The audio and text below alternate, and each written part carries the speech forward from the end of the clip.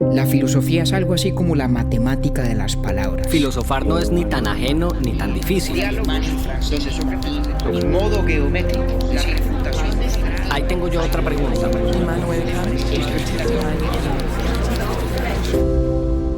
Urbi et Orbi a la ciudad y al mundo. Buenos días, buenas tardes, buenas noches. El episodio de hoy es de aquellos que me causan cierta incomodidad intelectual, propia de algo que a primera vista parece sencillo, pero que después se torna complejo. Sin embargo, como muy probablemente usted también lo ha hecho, yo me he preguntado muchas veces sobre la distinción entre la ley tal y como es y la ley tal y como debería ser. Sin ser abogado, no tenía idea de que aquella pregunta representaba para los filósofos del derecho el tremendo debate que estudia la relación entre la ley y la moral. No puedo negar que en momentos de la conversación me pregunté por qué siempre le digo que sí al compañero cuando me propone un asunto como este, pero también es cierto que al final del ejercicio reafirmé el gusto que trae ese desafío de seguirle la pista a un debate filosófico totalmente nuevo para uno. Es así como hoy les traemos en Urbi et Orbi la discusión entre el positivismo jurídico y la tradición del derecho natural, representadas, como contará David, en la discusión que tuvieron los profesores H.L.A. Hart y Lon Fuller en la Escuela de Derecho de Harvard en 1958. Esta es la primera vez que hacemos algo alrededor de la filosofía del derecho, un tema ajeno a mi oficio y a mi área de conocimiento, pero totalmente cercano a mi realidad como ciudadano y a la de ustedes, nuestros oyentes. Les presentamos nuestro episodio número 79, La moral del derecho.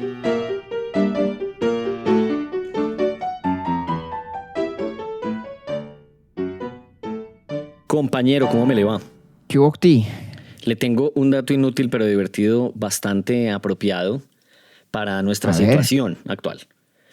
Usted y yo nos deberíamos ¿En ir qué a sentido? vivir... ¿La situación suya y mía, del mundo? No, la suya y la mía con Urbi et Orbi. Ok.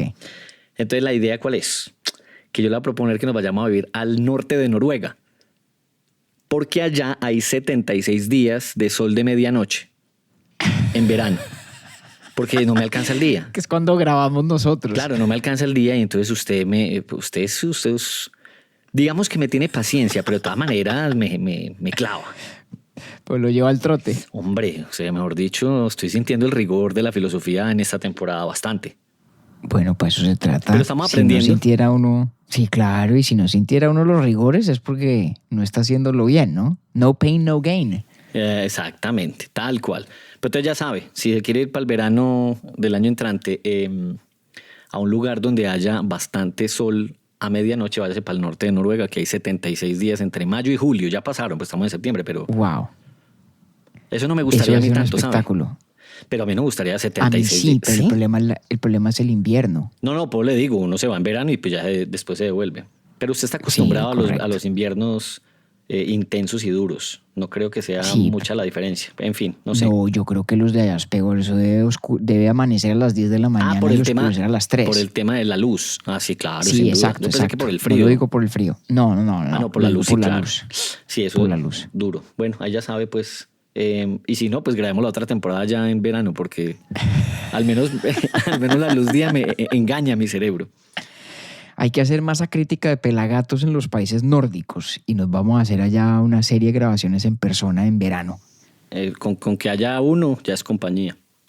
Pues, Hay que ¿cómo preguntarle así? al señor productor, que ese sí Es sabe. que uno es el 20% de nuestra audiencia de Eternamente 5. Ajá, así es. Es un Ya vulgo. con el 20 ya nos vamos. Ya, es Oiga, un montón. y además, hoy, por primera vez en Urbi et Orbi, vamos a hablar de filosofía del derecho. Sí, señor. Este es nuestro episodio 79 y nunca habíamos hablado de un tema de mucho interés para muchos de nuestros pelagatos. Si tenemos Sí. 5, para unos 3. Sí, sabe que sí. Nosotros tenemos muchos oyentes que son abogados. Muchos entre los más excelsos pelagatos. Pienso obviamente en nuestro gran amigo Andrés Díaz, que es abogado consumadísimo, casi tanto como lo es en su calidad de oyente de Urbi et Orbi. Y creo que como él debe haber muchos que, no sé si se lo hayan preguntado o no, pero de golpe extrañarán retrospectivamente la ausencia de un capítulo anterior sobre la filosofía del derecho. Entonces, chévere que lo podamos hacer por fin. Por fin llegamos y eso también indica que tarde o temprano nosotros pagamos las deudas y los compromisos y las sugerencias que nos hacen. Sí. Nos demoramos, pero porque no hay afán. No hay afán y eso también da, digamos, esperanza de que lo que tenemos es podcast para rato. Ah, total. Así es, hombre. Entonces, como a mí, yo pues digamos que no soy abogado, soy de alguna manera ajeno al mundo del derecho, aunque me interesa, digamos, como espectador o como ciudadano incluso, pues no conozco.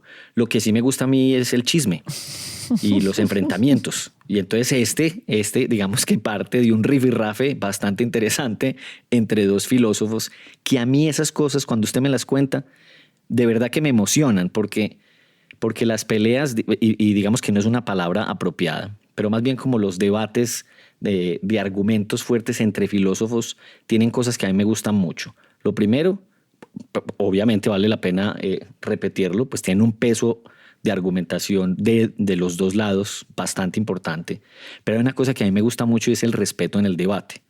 Entonces se tiran duro, pueden no estar de acuerdo, sin embargo, nunca se pierde el propósito principal, que es simplemente lo que yo siempre llamo estirar los conceptos de lado y lado. Y eso sí me emociona mucho. Entonces, cuando usted me dijo, hagamos esto entre dos filósofos que ya usted nos va a contar, pues yo dije, uy, me interesa. Claro. Solamente le hago una salvedad. No siempre son tan civilizados esos debates. O sea que usted... Basta leer a Schopenhauer hablando de Hegel para que vea usted lo agrio que puede ser. No, pero eso es una telenovela espectacular también. Sí, total. Eso es como sacado de Telemundo. Total. Pero en este caso sí que es cierto que vamos a utilizar como ocasión para este primer capítulo, espero que sean muchos más los que hagamos sobre la filosofía del derecho, un debate muy, muy civilizado, efectivamente, entre dos figuras muy interesantes de la filosofía del derecho en el siglo XX. Sí. El profesor H.L.A. Hart. El profesor Hart fue un gran filósofo del derecho en Oxford y lo invitaron en el año 58 a dar lo que se llama un lecture, ¿no? Una cátedra como invitado en la Escuela de Derecho de Harvard. Y entonces él fue como invitado ese año y dio su Oliver Wendell Holmes Lecture, que es como se llama esa cátedra en honor a un gran jurista norteamericano que había sido además magistrado, como le dicen en inglés, Justice de la Corte Suprema de los Estados Unidos, el señor Oliver Wendell Holmes. Y Hart se echó un cuento muy importante. Ahorita vamos a hablar de qué se trata. De acuerdo. Y ahí sí, de nuevo, en el espíritu del debate civilizado que a usted tanto le gusta, le ripostó otro filósofo del derecho norteamericano que se llama Lon Fuller, se llamaba. Y el señor Fuller dio la respuesta y aparecieron los textos tanto del lecture de Hart como la respuesta o la contestación de Fuller en una misma edición del Harvard Law Review, la revista de Derecho de la Universidad de Harvard. Ese fue un debate que se dio en el 58. Sí. Y es un debate que es, digamos, una versión muy específica de una discusión muy larga de varias centurias ya en el derecho, que es el debate que a veces los abogados describen como la oposición entre el derecho natural y el derecho positivo. Eso tiene una larguísima historia, no vamos a echarla toda. Pero si uno se remonta a la figura de Santo Tomás de Aquino, por ejemplo, ¿cierto? Para Santo Tomás había como varios niveles de la ley, en general, de la ley, digamos, en el mundo. Había la ley divina, ¿sí? Que es la ley de Dios. La ley natural, que es la ley, digamos, inscrita en el corazón de los hombres, en el alma de los seres humanos. Y la ley positiva, que es la ley que pasan los congresos, los parlamentos, o los reyes, o los gobernantes en general. La ley positiva es la que está escrita en los libros. Exacto. La que proviene de una elaboración. La que proviene de una elaboración intencional y que además regula la vida civil, la vida política, con el efecto pues, de la fuerza del Estado. Entonces hay una tradición intelectual muy larga, que es la tradición del derecho natural, muy prominente, sobre todo en el pensamiento católico del medioevo tardío. Sigue siendo muy importante en la concepción o en la filosofía social del catolicismo. Y la idea del derecho natural básicamente dice que la validez del derecho positivo, o sea, la validez de las leyes positivas, ¿no? Las que están escritas en la Gaceta del Congreso o la Constitución que se publica y se proclama en algún momento determinado, esas leyes positivas, su validez, repito, está de una forma u otra sujeta o condicionada a su concordancia con la ley natural. La ley natural, a diferencia de la ley positiva, no es una cosa que los seres humanos escojan o determinen por decreto. Como la ley natural es la expresión en el alma humana de la ley divina, esa ley simplemente es lo que es y tiene un carácter marcadamente objetivo. Tiene un carácter, digamos, marcadamente moral. Entonces, la tradición del derecho natural, a riesgo de simplificarlo mejor, con plena conciencia de que la estoy sobresimplificando, en esencia dice que la validez de las leyes de los abogados, depende en alguna medida de su concordancia u observancia de las exigencias de lo moral.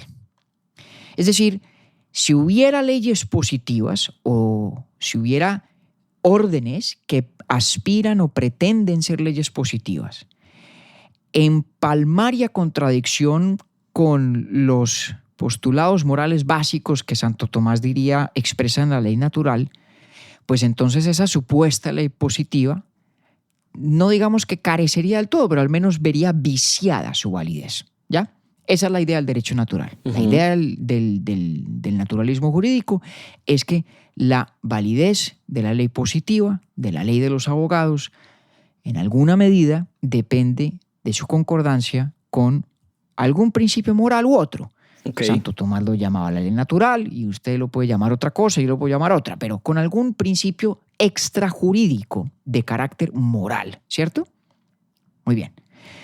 Y luego hay otra tradición marcadamente más moderna, yo creo que su más vigoroso, temprano defensor es Hobbes, de hecho, que dice, no, la ley es lo que el soberano dice que es la ley. Punto. Y si es moral o inmoral, justa o injusta, esa es otra discusión. Ley. Es ley, exactamente. Es una doctrina muy radical de Hobbes que luego asimilaría, por ejemplo, Bentham, el padre del utilitarismo, de quien alguna vez hablamos hace rato. Y estos tipos lo que dicen es... Bentham. Todavía Bentham, nuestro personaje, el embalsamado. El embalsamado. Exactamente. Entonces estos tipos lo que dicen... ¿Cómo se llama la universidad donde está? Si no me acuerdo mal es University College London. Sí. Donde está él. O donde están el embalsamado de UCL. Exactamente, el embalsamado de UCL. Entonces Bentham, Hobbes y luego un teórico muy importante que es Austin, otro filósofo del derecho inglés, lo que dicen es, no, venga. Hablar de si una regla, una norma, eso no es ley, es hablar única y exclusivamente de si se origina en la autoridad política pertinente o facultada para esos efectos, ¿sí?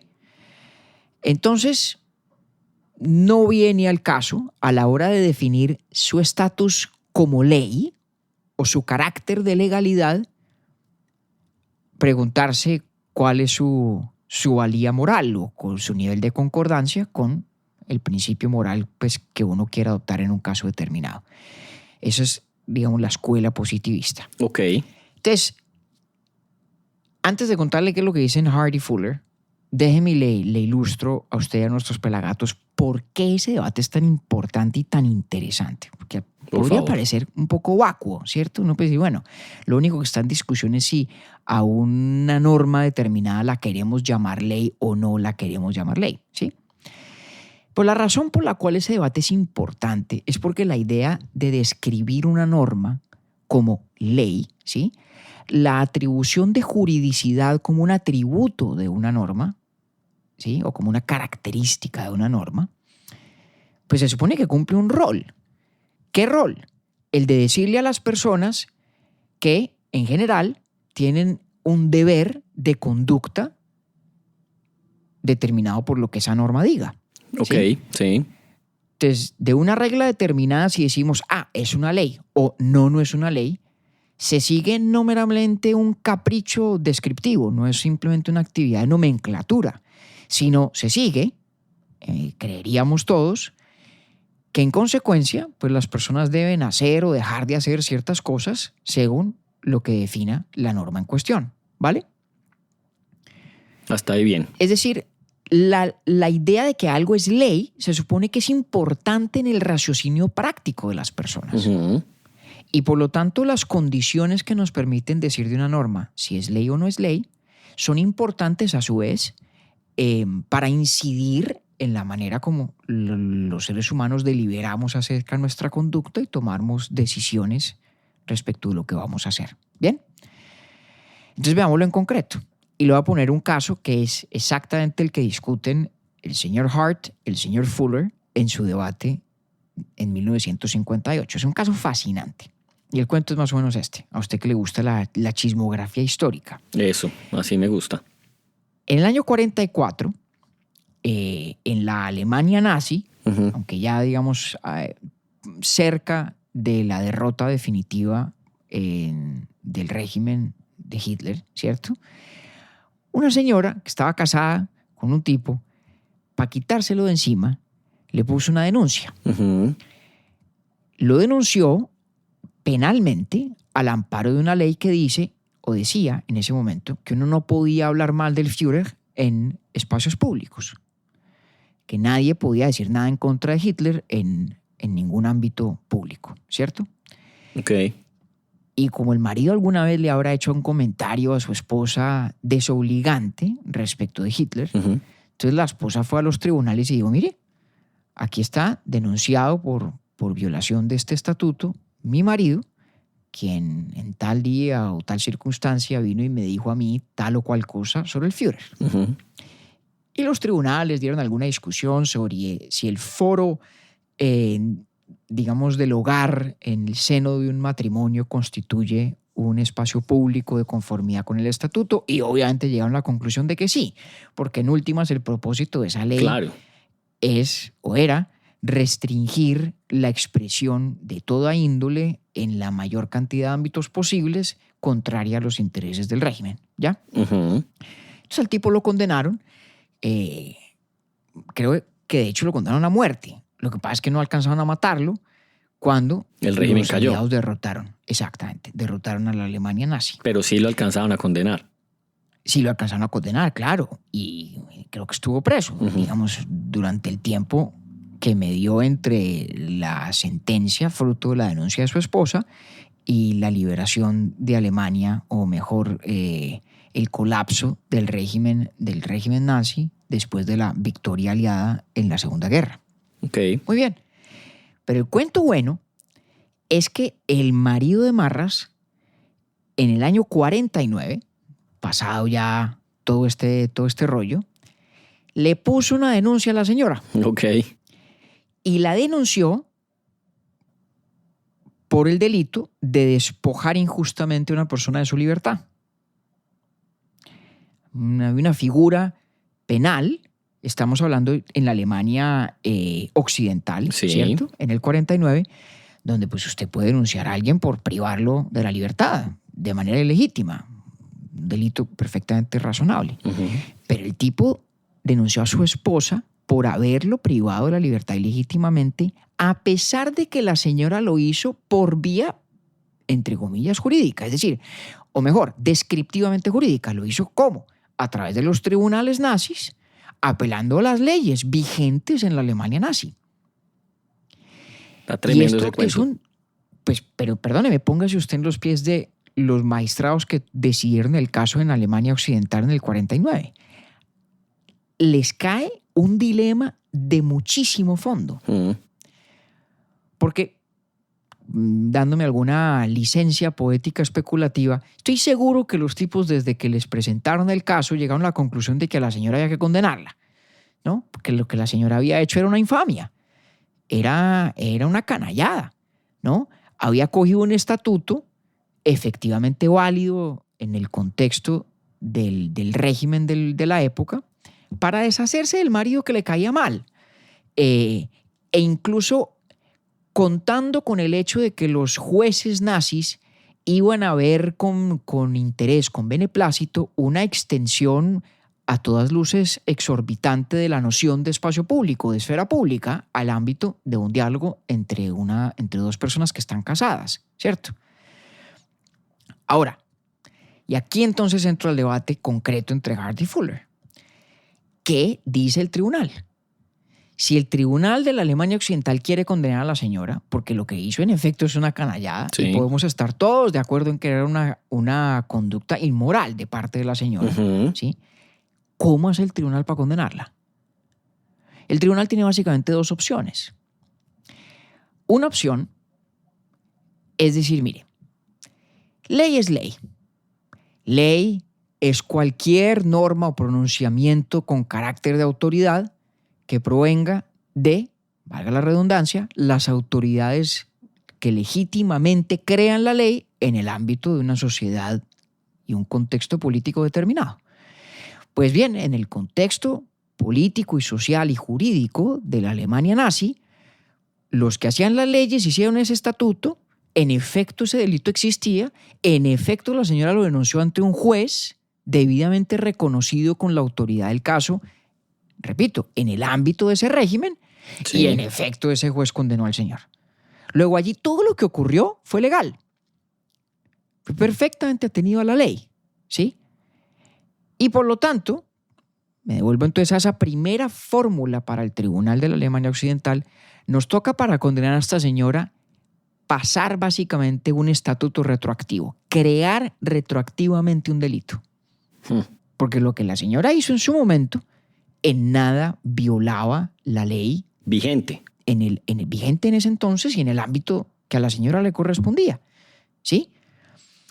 Y eso es tenaz, Octi. Hay pocas cosas más gravosas para cualquier abogado que la mera noción de un delito retroactivo. Sí. En general uno a las personas, ni en el ámbito jurídico ni en ningún otro ámbito, las hace responsables por no observar alguna norma que no existía en el momento en el que actuaron. De acuerdo. ¿Ya? O sea, cuando alguien hace algo y después alguien más inventa una regla, pues no se la puede retroactivamente aplicar o no con justicia. Entonces la primera opción que tiene el tribunal es decir, mire, la verdad es que todo lo que la señora hizo era absolutamente legal y digamos no hay vicio de legalidad, no hay vicio de juridicidad.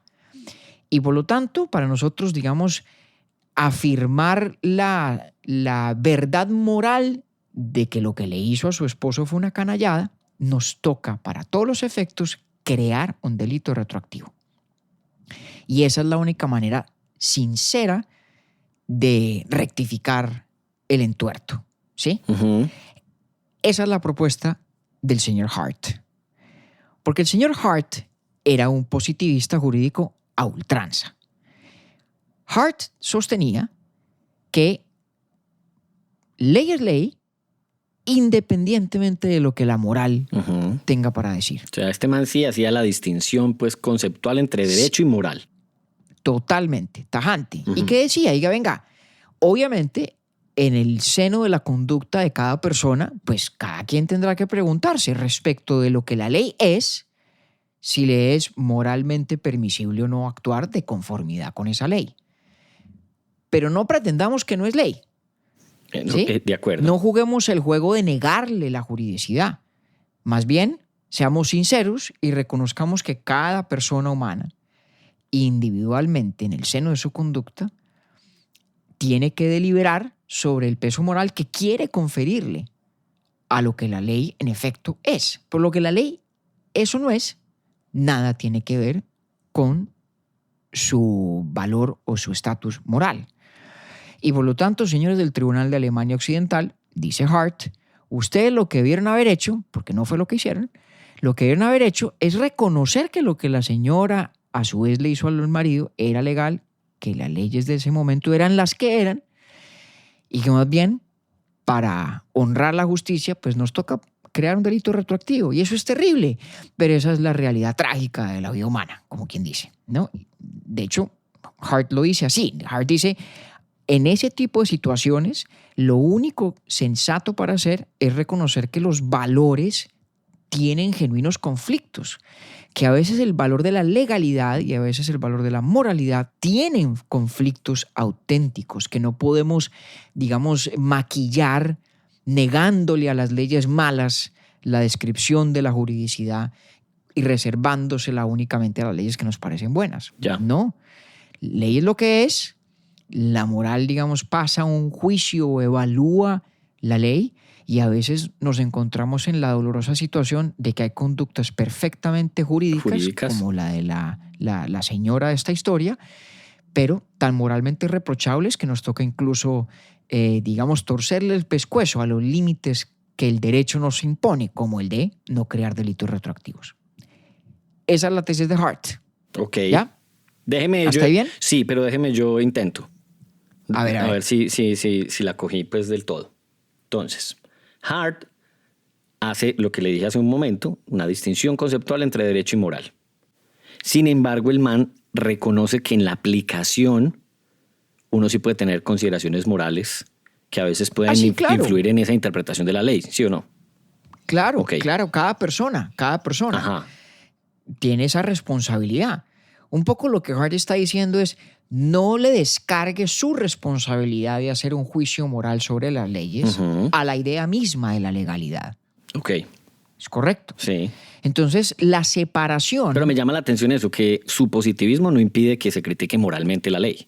No, en lo absoluto. Okay. En lo absoluto. Y digamos que la verdad es que ningún positivista, o mejor, ser positivista respecto de la idea de juridicidad no implica ni requiere una postura escéptica frente a lo moral. Vale. ¿Ya? O sea, Bentham, por ejemplo, cogamos el ejemplo de Bentham. Bentham tenía un criterio moral clarísimo, como más claro imposible, que es el criterio utilitarista, ¿no? El mayor bienestar o el mayor placer para la mayor cantidad de personas posible, en la mayor intensidad posible, es lo correcto, es lo moralmente bueno. Y Bentham tenía toda la capacidad de sentarse, coger y examinar un código jurídico y decir si era moralmente satisfactorio o no a la luz de la moral utilitarista. Pero era el primero en reconocer que aunque no fuera satisfactorio a la luz de esa moral utilitarista, podía, no obstante, seguir siendo ley. Ok. ¿Sí? Sí. Entonces, el positivista no es, el positivista del derecho, no es necesariamente un escéptico de lo moral, en lo absoluto. De hecho, la gran mayoría de los positivistas jurídicos pues, no han sido escépticos morales. Lo que son es escépticos de la idea de permitir que la valoración moral de las leyes sea a su vez un criterio de la juridicidad. Vale. Lo que no quieren permitir es que alguien diga, por su carácter de inmoralidad, esta norma en consecuencia no es válida como ley. De acuerdo, ok. ¿Ya? Y por eso es que Hart dice que el Tribunal de Alemania Occidental tenía que reconocer la validez en tanto que ley, la validez jurídica de todas las normas y decisiones fruto de las cuales esta señora logró que arrestaran a su marido. Dice, no juguemos el juego de negar que hay validez jurídica. Aquí hay una inmoralidad, hay una canallada. Sí. Pues eso es otra cosa. Pero es ley. Eso es otra cosa, exactamente. Por eso y es importante, me gustan mucho los títulos de ambas lectures o conferencias o intervenciones que hicieron los dos, porque Hart precisamente lo titula Positivismo y la separación entre la ley y la moral. Correcto. Y de hecho, uno podría preguntarse por qué le importaba tanto a Hart insistir en esa separación. Y hay varias razones. Hay razones sobre, digamos, la lógica de la interpretación jurídica, ¿no? A Hart le preocupaba mucho que los jueces en el ejercicio de interpretación de la ley de repente se pusieran a jugar a volver criterios de lo jurídico sus propias opiniones morales y éticas. A Hart le preocupaba también el abuso conservador de la idea del derecho natural, ¿sí? Porque claro, si el estatus como ley de las leyes depende al menos en parte de su peso moral, pues uno también podría entonces concluir que aquello que tiene peso de ley es, por lo tanto, moralmente bueno, o tiene alguna medida de presunción moralmente favorable. Ujú. Y a Hart le preocupaba mucho que hubiera gente capaz de utilizar este tipo de ideas que vinculan muy de cerca la moral y la legalidad para defender el status quo cualquiera que él fuera. Porque como el status quo es legal, Ujú. entonces pues es muy fácil decir que es legal porque es a su vez, digamos, moral. Y como que eso reviste el status quo jurídico como de una pompa, de un aura, de una dignidad que lo puede hacer peligrosamente intocable. Entonces hay muchas razones por las cuales Hart insiste en esta separación. Y otra, que ya la habíamos mencionado, es, no, tenemos que insistir en la responsabilidad de cada agente, de cada ciudadano, de cada individuo a la hora de él o ella individualmente ejercer la responsabilidad, repito, de valorar moralmente las normas que tienen estatus jurídico, que tienen validez como leyes, validez de juridicidad. En resumen, que una norma sea moral no es ni condición necesaria ni condición suficiente para que sea ley, en opinión de Hart. Ujú. Ok, vámonos entonces al caso de Fuller. Entonces, si la propuesta de Hart era que el Tribunal de Alemania Occidental reconociera la validez de la condena del señor, ¿sí?, desde el punto de vista jurídica, y simplemente se sincerara y dijera, nada, nos toca inventarnos un crimen retroactivo para resarcir el daño moral causado, la tesis de Fuller es toda la contraria. La tesis de Fuller es, no, señor, el tribunal alemán hizo lo correcto, porque esto fue en efecto lo que el tribunal decidió en el 49, hizo lo correcto al decir que el estatuto nazi, la ley nazi, Ujú. a la que apeló la esposa en su momento, Sí. no era ley. Ok. Era nulo de todo valor jurídico. Lo que el tribunal dijo es que, de hecho, todo lo que la señora hizo, aunque tuviera las formas de la juridicidad, la apariencia de lo jurídico, no era legal. ¿Por qué? Porque esa ley no era válida como ley. Y eso le permitió al tribunal condenar a la señora sin inventarse un delito retroactivo, sino simplemente diciendo que lo que la señora hizo fue, digamos, valerse de una serie de instituciones, trámites, diríamos casi cómplices, que jugaban a la juridicidad, que pretendían o presentaban una fachada de legalidad sin ser. Pero espera un momentico, ¿era Sin porque ser la ley. ley no estaba sancionada o qué? No. Claramente no puede ser por esa razón. Porque la ley sí, claro que estaba sancionada por quienes a la luz de la Constitución del momento Sí. promulgaban y sancionaban las leyes. Entonces. Era porque la ley era Porque tan es que me estoy metiendo, gravosamente... me estoy confundiendo porque ya me metí fue como al concepto de legitimidad. Y entonces ya ahí estoy enredado. Bueno, pero fíjese que aquí podemos hablar del concepto de legitimidad. Pongámoslo así. Si el concepto de legitimidad comúnmente, no digo que esta sea la definición estándar, porque puede haber muchas, pero comúnmente se aplica al carácter de una disposición que se origina, digamos, en las fuentes correctas, Ujú. ¿cierto? Sí. Entonces uno dice, esta ley es legítima en la medida en que se origina en la fuente de derecho correcta, llámese el Congreso o el Parlamento o lo que sea, ¿ya? Ujú. Entonces, en términos de la situación de nuestro caso, ¿no?, de este debate jurídico acerca de esta señora y su esposo, Sí.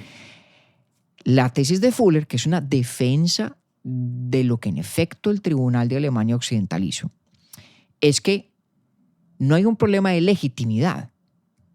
El estatuto que le permitía a la señora denunciar a su marido por hablar mal de Führer en público era un estatuto publicado en los libros o en las gacetas oficiales, originado en quienes en efecto tenían la autoridad para crear leyes. Desde ese punto de vista era, entre comillas, legítimo, en el sentido de legitimidad que tiene que ver con origen debido en la fuente normativa debida, ¿ya? Desde ese punto de vista nadie nunca discutió la legitimidad de esa ley. No era una ley espuria, no es que el editor de la Gaceta Oficial se la inventó sin contarle a nadie y sin que los hacedores de la ley Se en enteraran. el marco de esa Constitución se enteraran. No. Los tipos que hacían la ley, en efecto, crearon ese estatuto, ¿cierto? Ujú. Sí. O sea que no hay un problema de legitimidad en ese sentido de la legitimidad. que tiene que ver con el origen de una disposición jurídica. ¿Ya? Sí. No hay problema. Lo que en efecto los señores del tribunal dijeron, los del Tribunal de Alemania Occidental, y lo que Fuller defiende, es que el hecho de que fuera legítima en ese sentido no la hacía ley. Porque para ser ley tiene que por lo menos pasar en la mínima prueba de la más mínima moralidad. Era una ley tan gravosa desde el punto de vista moral, tan éticamente cuestionable, que no admite el título de ley, no le cabe. Porque para ok. O sea, porque Ahí es donde esa entra el réplica. naturalismo. Esa es la réplica. Esa es la réplica. La réplica es decirle, no, señor. En un caso como esos, No se puede entender como un sistema cerrado. No es realmente ley. Exacto. No es realmente ley. Hay al menos ciertos límites que cuando la ley los transgrede, pierde incluso, o digamos, cuando la pretendida ley los transgrede, pierde incluso el estatus de ley. Y esos límites los establece la moral. Claro, son límites de tipo moral, porque no pueden ser límites jurídicos, ¿no? Sí, no pueden ser límites por eso jurídicos. Invita a la moral a ser parte de... Es correcto. Okay. Por eso Fuller es un defensor de una versión de la tradición del derecho natural, una versión muy particular. Ahorita le cuento, digamos, un poquito más de su versión. Pero para poner el contraste muy, muy claro a la luz de este caso, fíjese que los dos están de acuerdo con que el tribunal alemán condenara a la señora. Pero lo interesante es que las razones o la lógica es absolutamente opuesta. Hart dice, digamos la verdad, aquí hay una conducta inmoral que era, no obstante, perfectamente legal. Y por lo tanto, reconozcamos que a veces en la vida la ley y la moral se enfrentan y nos toca tomar decisiones trágicas y duras, pero hay que enfrentarlas por lo que son. Decisiones como cuáles, como la de crear un delito retroactivo. Eso es una vaina muy seria. Claro. Muy seria. Y Fuller dice, no.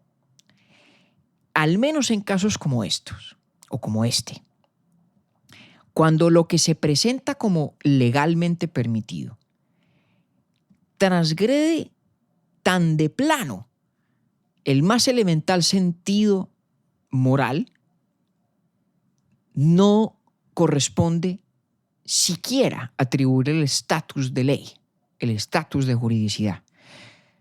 Luego a la señora la condenan sin delito retroactivo, en la lógica de Fuller, que es muy similar, repito, a la que el tribunal efectivamente ofrecía u ofreció en su momento en favor de esa decisión. No hay que aplicarle un estatuto retroactivo, porque es que la ley nazi durante el periodo nazi no era ley, realmente. Okay. Al menos no esta, no era realmente ley. ¿Por qué, dice Fuller, la noción misma de la ley, la noción misma de la juridicidad, tiene dentro de sí, tiene en su seno un elemento moral, que es lo que Hart niega y dice Fuller, digamos, equivocadamente ignora? Entonces, venga, le cuento un poquito la visión positiva de Fuller, ¿sí? Porque la de Hart es tal vez más fácil de asimilar, es simplemente negar la relación, ¿cierto? Ajá, sí. Es separar las dos cosas. Es un poquito más difícil explicar de qué manera las junta uno. Obviamente Fuller no es tan ingenuo de decir que todo lo que es moralmente bueno debe ser legalmente obligatorio, o que todo lo que está legalmente prohibido es moralmente malo, o que todo lo que está moralmente prohibido debe ser legalmente prohibido, ¿cierto? No es tan ingenuo para decir que la ley es simplemente lo mismo, o debería ser lo mismo que la moral, cualquier versión de la moral que se quiera, con la firma pues de la mayoría de un parlamento o de un congreso. No. Él admite que la legalidad tiene unas características distintas, tiene otros elementos, otras lógicas, etc. ¿Sí? Pero insiste en lo siguiente. A ver, ¿para qué es la ley? La ley, en últimas, es para permitir la coexistencia pacífica entre personas en sociedad y para permitirle a la gente vivir una vida satisfactoria, una vida buena, compartiendo con otros. Uh-huh. ¿Sí? Es una cosa muy sencilla y muy intuitiva. Pero para que algo en efecto cumpla esa función, ¿sí? Para que cumpla esa función, tiene que tener ciertas características, ¿sí? El sistema de reglas que cumple la función que en últimas tiene la ley, que en últimas tiene el Estado de Derecho, tiene que tener unas características, ¿sí? Características cuya ausencia pues haría imposible que la ley o el Estado de Derecho cumpla esa muy elemental función, ¿sí? Y Fuller propone 8 características, concretamente hablando. La ley tiene que tener un cierto carácter de generalidad, ¿cierto? La ley tiene que describir situaciones generales. ¿Para qué? Para que pueda efectivamente guiar la conducta de las personas en distintas circunstancias, ¿ya? Sí. Imagínese que usted, en vez de tener en una ley que diga no se puede fotocopiar un libro en su totalidad porque se violan los derechos de autor, ¿sí?, tuviera que tener una ley separada por cada libro que en el mundo hay. ¿Sí? En realidad, para que la ley cumpla la función de guiar la conducta de las personas, tiene que tener un carácter de generalidad. Y además tiene que tener generalidad en el sentido de que aplica a todos. No de que le aplica a Octavio específicamente, o que le aplica a David concretamente, pues con nombre propio, porque entonces no cumple ese rol de facilitar la coexistencia entre personas en sociedad en general. Entonces la ley tiene que tener generalidad. Segundo, tiene que promulgarse, tiene que ser pública, porque si no, no cumple la función de guiar la conducta de las personas. Claro. ¿Cómo podría una ley guiarme si yo no la conozco? O si no puedo conocerla. Si no puede conocerla, ¿ya? Más bien, ¿no? Sobre todo si no puedo conocerla. Sí. Entonces tiene que promulgarse. Tiene que ser prospectiva. Tiene que mirar hacia el futuro, porque su fin es guiar la conducta. Es decir, la ley no tiene sentido que la ley sea retrospectiva. Ya vio usted por qué a Fuller la solución que propuso Hart le parece terrible. Porque es que el carácter prospectivo de la ley, el mirar hacia futuro, guiar la conducta de las personas hacia futuro, es el propósito de la ley. No echar para atrás, porque yo no puedo cambiar la conducta de nadie hacia atrás. Entonces es prospectiva. Tercera característica. Cuarta, tiene que tener un cierto nivel de claridad. Tiene que ser inteligible. ¿Sí? Una ley debidamente general, debidamente promulgada, prospectiva, pero que nadie entienda, pues tampoco cumple la función de guiar la conducta de las personas. ¿Sí? La ley tiene que ser consistente en el sentido de que las leyes individuales forman un sistema. Y si ese sistema es contradictorio, al final yo no sé qué hacer, no sé para dónde coger. ¿Cierto? Entonces, sí, para que el sistema jurídico, para que el Estado de Derecho guíe la conducta, tiene que tener una condición de consistencia. ¿Ya? Tiene que ser posible cumplirla, en el sentido de que debe estar dentro de las posibilidades de los individuos actuar de conformidad con ella, porque si no, de nuevo, no es guía de conducta. Si la ley le dijera a uno que tiene que volar, pues, digamos, sería risible. No tendría nada que ver con el fin que tiene, en esencia, de guiarnos en nuestras deliberaciones prácticas, en nuestro quehacer. Séptimo, tiene que tener cierta constancia en el tiempo, cierta persistencia en el tiempo. Usted se puede imaginar leyes que son generales, promulgadas, prospectivas, claras, consistentes y que versan sobre lo posible, pero que cambiaran todos los días. Y pues no hacemos nada tampoco, sí, ¿cierto? Sí. O sea, la ley tiene que tener cierta vocación de perdurar en el tiempo. De permanencia, sí. De permanencia. Y por último, tiene que haber una congruencia entre la ley general y la aplicación particular de esa ley. Porque si al final del día tenemos unas leyes espléndidas, generales, públicas, prospectivas, claras, consistentes, que versan sobre lo posible, constantes en el tiempo, pero al final los jueces hacen lo que les da la gana y condenan o absuelven como si la ley no fuera la que es, pues tampoco hacemos nada, ¿cierto? Entonces hay una necesidad de que la ley sea congruente. Y aquí es donde está el argumento central de Fuller-Ockty. 8 atributos, dice Fuller, tiene que tener la ley para que cumpla su función como institución social. No hemos dicho nada particularmente moral, ni moralista, ni moralizante, ¿cierto?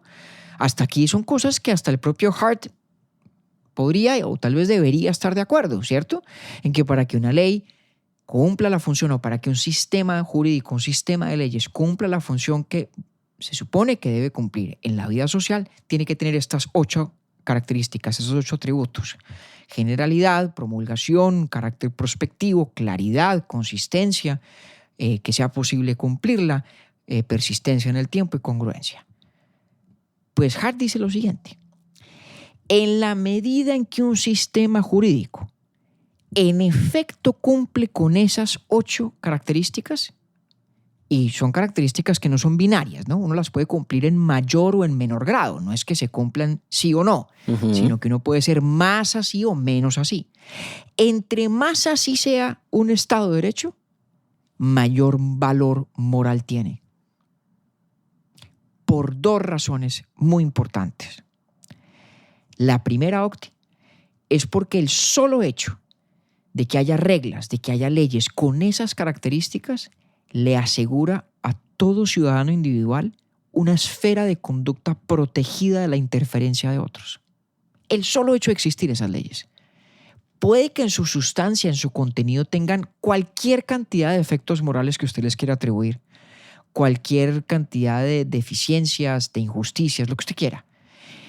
Pero si usted se pone a pensar muy bien en qué significa que un sistema jurídico tenga todas estas características, en últimas, lo que significa es que independientemente del contenido específico de las leyes, simplemente por tener estos atributos formales, los ciudadanos en consecuencia gozan de esferas de acción y de conducta individual que están protegidas de la interferencia arbitraria de otras personas. Solamente por tener esas características formales. Y eso en últimas lo que significa, Octi, es que el Estado de Derecho hace posible un valor moral concreto en el mundo. El valor de la libertad como no dominación. El valor de la idea republicana de la libertad, de la que usted y yo hablamos hace mucho rato en una serie de capítulos que hicimos sobre Maquiavelo y Montesquieu y los Federalist Papers. La idea de que una persona es libre cuando hay una esfera de conducta donde puede hacer lo que le plazca sin temor de que alguien más pueda interferir con ella. Esa esfera de conducta protegida solamente puede existir cuando hay un Estado de Derecho. Y lo que es más, dice Fuller, en la medida en que un Estado de Derecho es más plenamente jurídico, es más cabalmente ley a la luz de estas 8 características, más sólida es la garantía de esa esfera de conducta. Que por las características específicas de las leyes, esa esfera sea muy amplia o muy reducida, ¿cierto? Muy grande o muy chiquita. Ya eso depende de lo que las leyes en efecto dicen. En efecto permiten y prohíben. Pero el punto importante es que en la medida en que son leyes, en la medida en que realizan esos elementos del ideal de la juridicidad, ya de entrada crean un valor moral. O sea que al final del día, dice Fuller, la ley tiene un estatus moral. La ley tiene una moral interna. Por eso, estas ideas que le estoy contando, que las desarrolla Fuller en un libro, o mejor, en un lecture que se convierte en libro en el 63, se llama The Morality of Law, la moral de la ley. Porque lo que el tipo está diciendo es, venga, esa tesis positivista de que entre ley y moral no hay diálogo, que son 2 ámbitos, digamos, totalmente independientes de las razones prácticas que las personas sopesamos a la hora de actuar, no es tan cierto, porque si usted analiza bien lo que significa ser una ley, si usted realmente entiende lo que significa la idea de la juridicidad, de la legalidad, inmediatamente se percata de que ahí hay un valor moral de entrada. Y por lo tanto, me devuelvo al caso del tribunal, cuando hay leyes que vulneran radicalmente esas condiciones, dejan de ser leyes. Y dejan de ser leyes precisamente porque dejan de realizar ese propósito moral de crear una esfera de conducta individual debidamente protegida de la interferencia de terceros. En el caso, por ejemplo, de esta señora, Fuller propone varios argumentos. Y dice, mira, acá hay un problema de congruencia para empezar, ¿no? Porque la ley dice espacios públicos y los jueces se meten en la alcoba. Y si la noción de lo público no se opone a la alcoba, pues no se opone a nada. De acuerdo. Y es por lo tanto una noción absolutamente vacía. O sea que de entrada la decisión que condenó al marido a la señora es una decisión que vulnera de plano, no un poquito, no digamos por los laditos, no maquilladamente, de lleno vulnera digamos, la condición de la congruencia. Hay problemas incluso en el carácter de promulgación y de claridad y de publicidad de la ley, porque es un caso donde la señora demanda porque sabe que la ley dice una cosa, pero como dicen en inglés, wink wink, el legislador en realidad tenía otra en mente y era que nadie hablara mal del Führer y que cualquiera que lo hiciera donde fuera y como fuera le iban a caer. Y lo que la ley en efecto decía era una especie de excusilla, ¿no? Una excusa presentable para imponer esa regla. Y así como otros argumentos. Entonces Führer lo que se permite a la luz de esta teoría del valor moral de la juridicidad es decirle al señor Hart y con él a los positivistas, dicen, no señores, no hay tal separación radical entre la moral y la ley. ¿Por qué? Porque es que el valor de la ley, el valor de la juridicidad es en el último análisis un valor moral. La ley, por lo tanto, no se la podemos, digamos, no la podemos perratear. No podemos conferirle el estatus de juridicidad a cualquier norma que emane de cualquier tipo de la autoridad que, en el caso concreto, tiene la potestad de pasar leyes. No basta, para volver al término que usted propuso, la legitimidad de origen para que algo sea ley. Que además lo dice en unas palabras que me llaman mucho la atención, la fidelidad al derecho. Exactamente. Implica responsabilidad moral. Eso exactamente. Lo dice pues textualmente. Y le voy a decir dos, yo que suelo ser muy parco a la hora de delatar mis propias predilecciones en este tipo de debates, pero hay dos cosas que a mí me atraen mucho de Führer. Le voy a decir cuáles son. La primera es que cualquier intento de separar radicalmente, digamos, como las esferas normativas de la vida humana, me parece que tiene ciertas dificultades. Fíjese que lo que hace el positivismo de Hart es decir, mire, yo tengo mis razones jurídicas de conducta por acá y por allá tengo mis razones morales de conducta y puede que me digan cosas distintas y es mi responsabilidad sopesar mis razones jurídicas de conducta, ¿cierto?, a la luz de mis criterios morales u otros.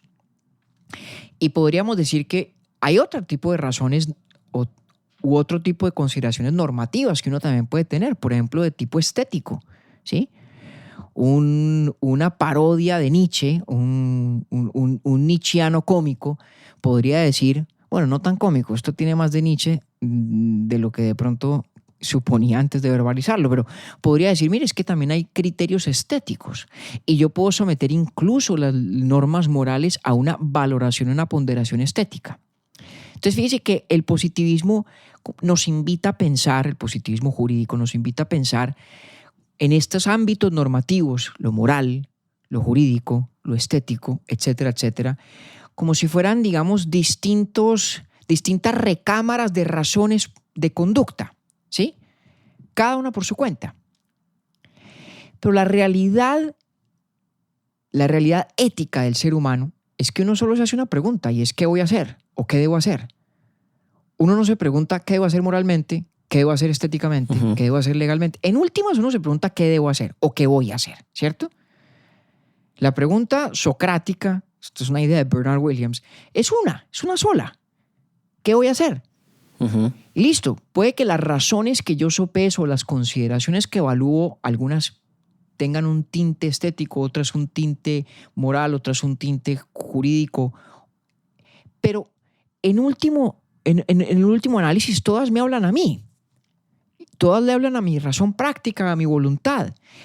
Y yo creo que es muy importante encontrar teorías o soluciones filosóficas a estas cuestiones que nos permitan ver los vasos comunicantes entre esos ámbitos normativos, que nos permitan percatarnos de que esas distintas cajas, digámoslo así, la caja de razones jurídicas, la cajita de razones estéticas, la cajita de razones morales, en realidad, digamos, de pronto son como mini compartimientos de un mismo gran recipiente de razones para actuar. Y la tesis de Führer yo creo que va en esa dirección. Y la segunda razón, Octi, que además es el segundo argumento, gran argumento de Führer que lo omití, es más especulativa. Es una idea muy bella. que Fuller no desarrolla, no alcanza a ser un argumento, pero es una idea bonita, que evoca un cierto, digamos, un cierto idealismo que a mí me parece que no deja de ser bello. Y dice lo siguiente, estoy leyendo a Fuller, dice, coherence and goodness have more affinity than coherence and evil. La coherencia y la bondad tienen mayor afinidad que la coherencia y el mal o la perversidad. Ujú. Fuller dice que en el fondo, esta idea de que los requisitos formales de la juridicidad son de tipo moral es una especie de apuesta por decir que cuando los seres humanos nos obligamos a ser coherentes, a ser racionalmente coherentes, las imposiciones de la coherencia racional empujan más hacia la bondad que hacia la maldad. Sí, es una idea Eso no muy es un bonita. argumento. Es una idea muy bonita. Sí. No es un argumento. Podríamos decir que es un artículo de fe. Y Nietzsche, entre muchos otros, diría que además es un artículo de fe absolutamente ingenuo. Sobre todo él. Pero ahí está. Sobre todo él. Pero ahí está. Fuller lo confiesa. Y en el fondo, digamos, es el mejor sustituto que tiene él para la idea de la divinidad. Volvamos al principio un segundo. ¿Se acuerda que le contaba cómo toda esta idea del derecho natural se remonta, al menos en la tradición cristiana, a la noción de que la ley natural que está en el corazón y en el alma de los seres humanos es expresión de una ley divina, ¿cierto? ¿Se acuerda de esa idea? Sí. Pues obviamente tiene todo que ver con la noción de que lo racionalmente coherente es lo bueno.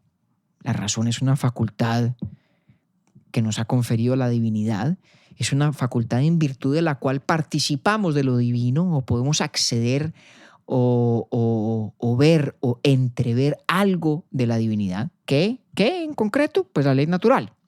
Entonces es muy fácil en el caso de Santo Tomás de Aquino decir, pero claro que la coherencia tiende a lo bueno y no a lo malo. Pero Fuller no tiene a Dios, al menos no en su argumento filosófico. No tiene una ley divina que le sirva como garante de que la juridicidad conduce a la bondad. Y lo único que le queda es ese artículo de fe, que aunque no es un argumento, repito, me parecía imposible no nombrar, al menos por su valor estético, digamos. Esa es la teoría de Fuller. Y esa es la noción de que de golpe la muy intuitiva, muy aceptada tesis de que la moral y la legalidad son ámbitos normativos totalmente independientes, pues a eso le cabe alguna crítica y no necesariamente desde la tradición del derecho natural, digamos de inspiración teológica o cristiana, sino también con una doctrina secular como la de Fuller, que me parece por eso mismo muy meritoria y muy interesante. Entonces, en resumen, a ver si pasé el examen. Fuller lo que argumenta, es que el derecho no puede entenderse, como lo dije al principio de la introducción que usted hizo a Fuller, no puede entenderse como un sistema cerrado y separado de la moralidad. El man Correcto. Lo que dice es que me gustó mucho eso de la fidelidad del derecho, que sí. La fidelidad del derecho implica una responsabilidad moral. Para ser más precisos. Y ahí, espera a ver si me enredo o no. Que no puede correcto. ser ignorada bajo el enfoque positivista estricto, me voy a atrever a decir, que plantea Hart.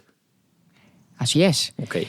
Y la precisión que él iba a proponer es que él habla de la fidelidad del derecho, de la fidelidad al derecho o a la ley, porque es que ser ley es ser fiel a esos requisitos formales de la juridicidad, uh-huh. ¿cierto? En la medida en que una cosa es incontrovertiblemente una ley, o en la medida en que un sistema de normas sea incontrovertiblemente un estado de derecho, ¿por qué es? Porque sus normas son generales, se han promulgado, son prospectivas, son claras, consistentes, etcétera, etcétera, etcétera, ¿cierto? La idea de que algo es una ley o de que algún sistema de normas es un estado de derecho es una idea de ser fieles a esos atributos, llamémoslo constitutivos, a esos atributos formales. Pero ya vimos que esos atributos formales en últimas lo que hacen es crear un valor moral. ¿Cuál? El valor de una esfera o de un ámbito individual de conducta debidamente protegido de la interferencia arbitraria de otros. O sea que lo que hace que algo sea ley, en últimas, es su valor moral. No significa que Fuller vaya por el mundo leyendo códigos y diciendo, Sí, esto no es esta moral, esto sí es disposición, moral. Ajá. no, esta disposición del código tributario está inmoral, esto no es ley. No, Ujú. ese no es el argumento. El argumento es más sutil y más sofisticado. El argumento es, sobre todo al nivel de los sistemas jurídicos como tales, más que las disposiciones individuales o un artículo o un numeral o inciso o parágrafo específico de una norma. A nivel de sistemas jurídicos especialmente, cuando las normas realmente son vulneraciones flagrantes de estas condiciones formales, pues no son leyes. Y no son leyes porque violan esos principios de fidelidad a la idea de que es ser una ley. Y no son leyes porque además son inmorales. Y son inmorales porque violan esos cánones formales. Y la violación de esos cánones formales importa porque ellos son garantía de realizar en el mundo algo de valor moral, que es, para repetir la frase otra vez, ese ámbito protegido de conducta individual. El derecho o la actividad del derecho, el derecho como proyecto humano, como proyecto social, es para Fuller un proyecto moral. Es un proyecto moral. Unas características distintas, ¿cierto? No busca agotar todo el ámbito de la moralidad, sino únicamente aquellas cosas que conciernen a la coexistencia entre las personas en el ámbito social, etcétera, etcétera. Hay mucho más para decir, pero en última instancia se trata de un proyecto moral. Y la negativa del positivista a reconocer esos vasos comunicantes entre lo jurídico y lo moral nos ciega frente al valor enorme intrínseco que tiene el Estado de Derecho en cuanto tal, que es en últimas la tesis de Fuller. Pues espero que mi silencio haya contribuido a que los abogados no me pongan bravos conmigo, ni bravas. Porque claramente este pues sí es un episodio bastante espeso para mí. Claro, no, es que esto es una discusión... Pero es duro. Es más, es hasta extraño el carácter despiadado de cómo peleaba Schopenhauer y Nietzsche. Me hubiera hasta ya a este punto me hubiera gustado que estos manes hubieran arreado la madre o alguna cosa como para verme demasiado, yo también. Sí. Demasiado civilizado. Sí, pero, o sea, absolutamente políticamente correcto, tanto que hasta yo decía como no, pero a mí me gusta lo respetuoso, pero tírense ahí alguna cosa. No creas, o sea, pues a ratos se dan su varillazo. Pero pues hablando manera, en serio, ¿no? de verdad, es como que intencionalmente aquí el silencio fue mi mayor arma, pues porque es que esto no es fácil para un ciudadano para de nada. a pie como yo, pues que sí es ajeno a la filosofía del derecho y al derecho mismo. Pero fíjese usted además el calibre de discusiones que a veces subyacen a las situaciones con las que se puede enfrentar un juez. Total, sí. No, arrancamos todo este debate porque había unos magistrados en la Alemania occidental del 49 a quienes yo me imagino dispuestos desde el primer instante a condenar a una señora y partiéndose el coco tratando de encontrar cuál es el argumento correcto, cuál es la justificación más aceptable, más plausible, más digerible para esa decisión. Y enfrentándose a lo que en efecto es un dilema de mucho fondo. Bueno, ¿damos por terminada la sesión? Pues yo creo, a menos que usted tenga... A menos que usted tenga ansias de más Fuller y más Hart. No, yo tendría más bien una sugerencia respetuosa a aquellos que sugieren temas. Venga, pidan otra cosa. Tírenme algo a mí. Estoy feliz. Mentira, no, tampoco. No. Usted sabe que yo siempre exagero y me gusta dármelas ahí de sufrido, pero no, está chévere, está interesante. Es difícil para mí. Seguramente lo será para otros también, como yo, pues no nos dedicamos a un tema como estos tan de fondo. Y yo sí estoy muy contento porque Jorge Luis Borges viene en el episodio siguiente. Bueno, sí, ahorita nos damos un paseo. Porque para todos hay.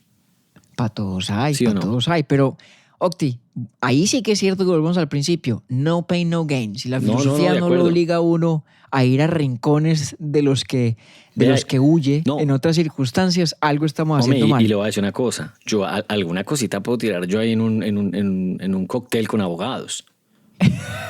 Dos Sí, o eso tres es verdad. cosas. Dos o tres. Ya cuando es se verdad. ponga muy, muy como el compañero, yo pues me paro y voy y sirvo otra ronda o cualquier Sí. cosa. Pero Sí, ahí sí, sí, sí. sí, sí.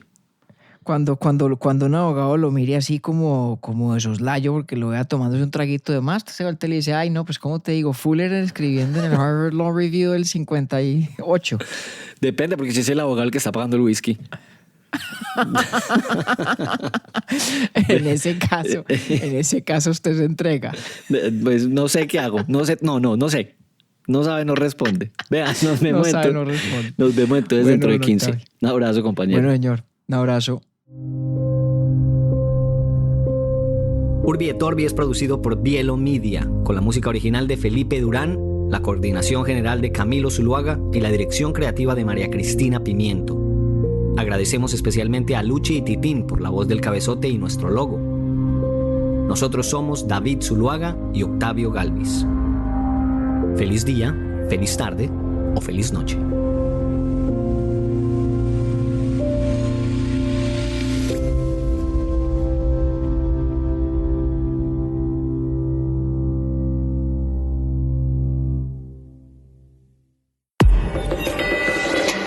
Bielo.